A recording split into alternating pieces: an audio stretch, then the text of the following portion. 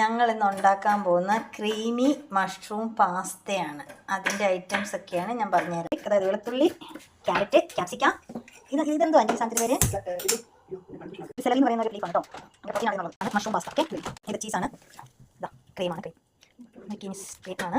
ഇതെല്ലാം സെറ്റ് ആക്കാനുള്ള പരിപാടിയാണ്. പാൻ അടുത്ത് വെച്ചിട്ടുണ്ട്. അല്പം ബട്ടർ പാനിലേക്ക് ഇട്ട് ടിക്കിട്ടാക്കുക. ബട്ടർ ഇങ്ങനെ കറക്കി ടിക്കിട്ടാക്കിയതിന് ശേഷം ഗാർലിക് ഇടുക. കൂട്ടത്തിൽ ഇടവേള ഷേപ്പ് ഞങ്ങൾക്ക് കഴിക്കാനാണ് നോക്കിയിട്ടും പേരയ്ക്ക് റെഡിയാക്കി വെച്ചിട്ടുണ്ട് ഞങ്ങൾക്ക് കേട്ടോ.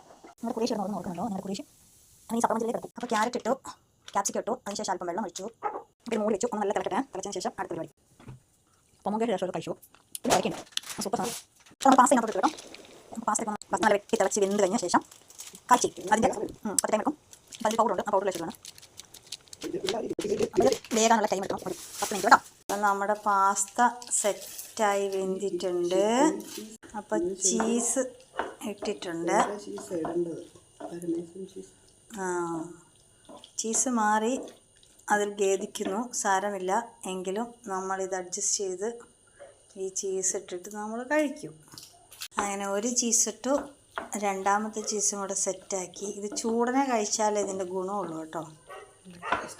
നെക്സ്റ്റ് നമ്മുടെ വേവിച്ച് വെച്ചിരിക്കുന്ന മഷ്റൂം ഇതിനകത്തോട്ട് തട്ടിയിട്ടുണ്ട്.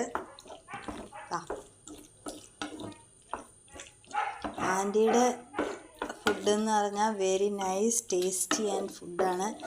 അതൊരു ചമ്മന്തി ആണെങ്കിൽ പോലും അടിപൊളി ടേസ്റ്റാണ്.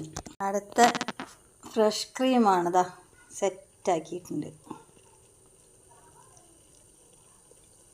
അടിപൊളി. അല്പം കുരുമുളക് പൊടി. അതിനുശേഷം ഈ വീഡിയോ കണ്ടതിന് ശേഷം എല്ലാവരും ടിങ് ടിങ് അടിക്കണം കേട്ടോ.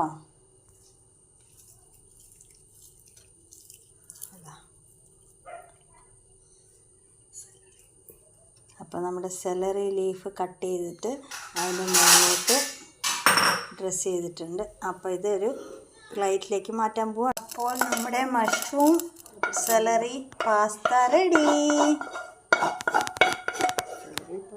ടിങ്.